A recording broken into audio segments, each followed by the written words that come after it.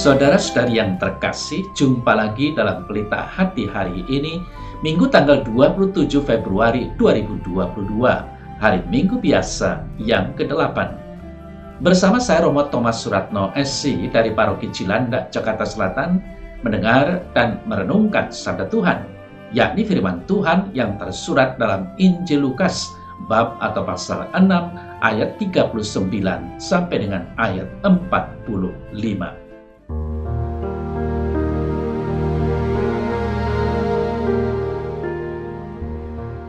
Sekali peristiwa, Yesus menyampaikan perumpamaan ini kepada murid-muridnya. Dapatkah orang buta menuntun orang buta? Bukankah keduanya akan jatuh ke dalam lubang? Seorang murid tidak lebih daripada gurunya, tetapi barang siapa yang telah tamat pelajarannya akan sama dengan gurunya. Mengapakah engkau melihat selumbar di dalam mata saudaramu, sedangkan balok di dalam matamu sendiri tidak engkau ketahui? Bagaimanakah engkau dapat berkata kepada saudaramu, "Saudara, biarlah aku mengeluarkan selumbar yang ada di dalam matamu," padahal balok yang di dalam matamu tidak engkau lihat?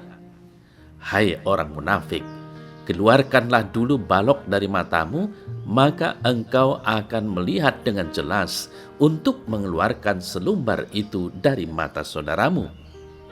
Karena tidak ada pohon yang baik yang menghasilkan buah yang tidak baik, dan juga tidak ada pohon yang tidak baik yang menghasilkan buah yang baik. Sebab setiap pohon dikenal pada buahnya.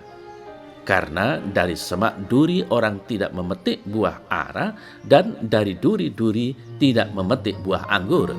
Orang yang baik mengeluarkan barang yang baik dari perbendaharaan hatinya yang baik, dan orang yang jahat mengeluarkan barang yang jahat dari perbendaharaan yang jahat. Karena yang diucapkan mulutnya meluap dari hatinya.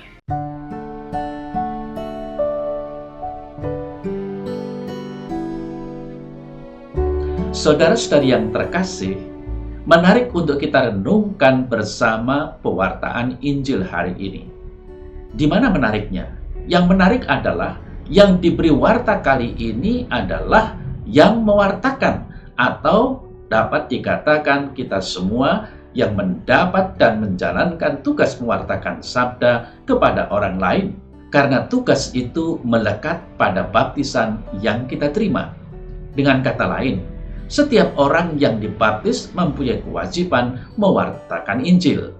Lalu saudara-saudari yang terkasih, apa yang seharusnya terjadi? Pewarta sabda pertama-tama diharapkan mau membuka hati dan budinya bagi sabda itu sendiri sebelum mewartakannya kepada orang lain.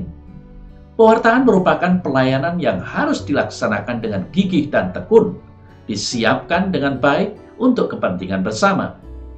Orang yang tanda petik buta karena jalan pikirannya tertutup bagi sabda Yesus tentu saja tidak mungkin menjadi pewarta sabda yang tulus dan bermutu.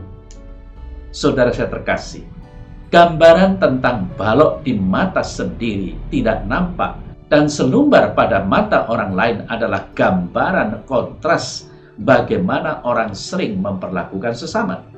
Sadarilah bahwa pewarta sabda yang tulus bukan pertama-tama melihat sesama, melainkan melihat diri sendiri, apakah dirinya sudah diolah dalam sabda itu. Maka pertobatan yang benar harus mulai dari dirinya sendiri, dan itulah yang ditularkan kepada sesama untuk pembangunan hidup bersama. Saudara-saudara yang terkasih, orang beriman diajak terus-menerus menyadari hidupnya dalam rahmat dan kerahiman Allah. Apa yang dianugerahkan Allah, baik rahmat maupun pengampunannya, itulah buah yang semestinya ditawarkan kepada sesama. Orang beriman yang mau mengikuti Yesus Kristus sepenuhnya tentu melihat jalan yang ditempuh Yesus sendiri, yaitu jalan cinta kasih. Maka orang beriman, kita semua, perlu terus-menerus berusaha berpikir dan berperasaan seperti Yesus Kristus. Saudara-saudari yang terkasih, kalau kita membaca dan merenungkan kitab Putra Sirah dalam Perjanjian Lama, khususnya dengan membaca dan merenungkan Sirah 27 ayat 4 sampai dengan 7, kita akan mendapatkan pengajaran yang bijaksana, terutama yang menyangkut tentang bicara atau hal membicarakan orang lain. Memang kita harus ingat bahwa Putra Sirah mengajar iman dalam kebijaksanaan manusiawi, memberikan arah yang realistis bagi orang yang mau memberikan penilaian bagi orang lain. Orang tidak boleh berprasangka, bertindak gegabah, karena mutu seseorang belum nampak dalam masa-masa bahagia, tetapi baru menjadi kentara bila diuji dalam api. Saudara-saudara yang terkasih, orang perlu diberi kesempatan untuk mengutarakan kata-kata, karena kata-kata adalah ungkapan hatinya. Jangan memuji seseorang sebelum ia berbicara, sebab justru bicaralah batu ujian manusia. Maka di sini kita diajak untuk berpikir, namun terlebih akhirnya berbicara secara bijak. Ini juga kiranya baik kalau kita terapkan dalam pewartaan, supaya kata-kata kita bermutu dan berwibawa dalam mewartakan, yang tak lain adalah sabda Tuhan sendiri. Dan sabda itu sungguh sudah kita hayati dalam hidup kita dan menghasilkan sukacita ilahi. Inilah kesaksian yang menguatkan warta kita.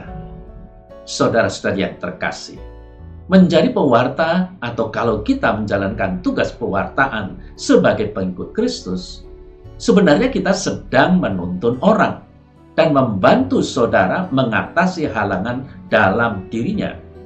Tetapi bagaimana mungkin seorang pengikut Kristus membimbing orang lain kalau ia sendiri masih buta, belum mengenal dan mampu menjalankan cara hidup Kristiani, misal belum mampu hidup dalam kasih? Bagaimana mungkin membantu saudaranya mengatasi halangan kalau belum sadar akan cacat celahnya sendiri yang menghalangi cara hidup Injili? Karena itu, saudara saya terkasih, kita sebagai pengikut Kristus diajak untuk tetap berguru pada Yesus. Terus belajar dari sang guru yang mampu membuka mata murid, sehingga ia makin tahu jalan yang dikehendaki Tuhan dan mampu menempuhnya.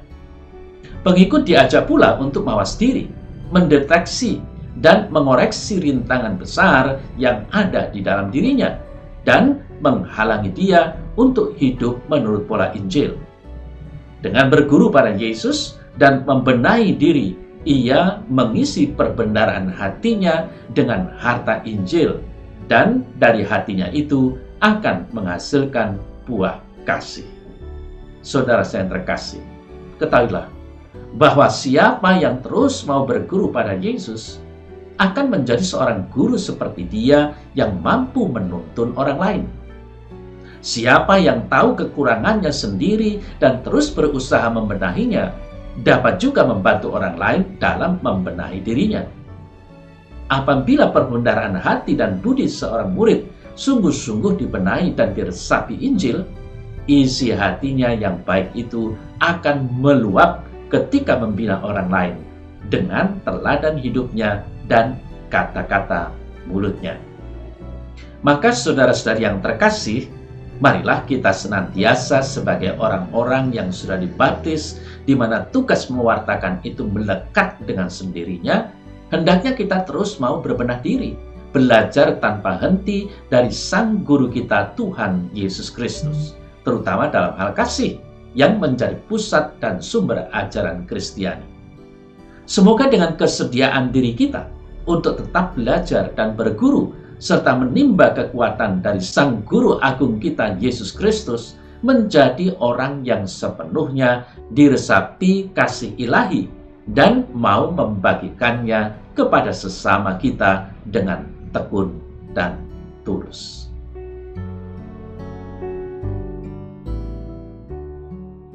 Dalam nama Bapa dan Putra dan Roh Kudus. Amin. Ya Tuhan Allah, kuatkan dan mampukanlah diri kami menjadi pewarta-pewarta Injil-Mu yang setia, tekun, dan dengan tulus membagikannya kepada sesama, sehingga semakin hari semakin banyak orang menjadi percaya dan menjadi pengikut-Mu. Amin. Semoga Allah yang Maha Kuasa memberkati saudara sekalian, Bapa dan Putra dan Roh Kudus. Amin.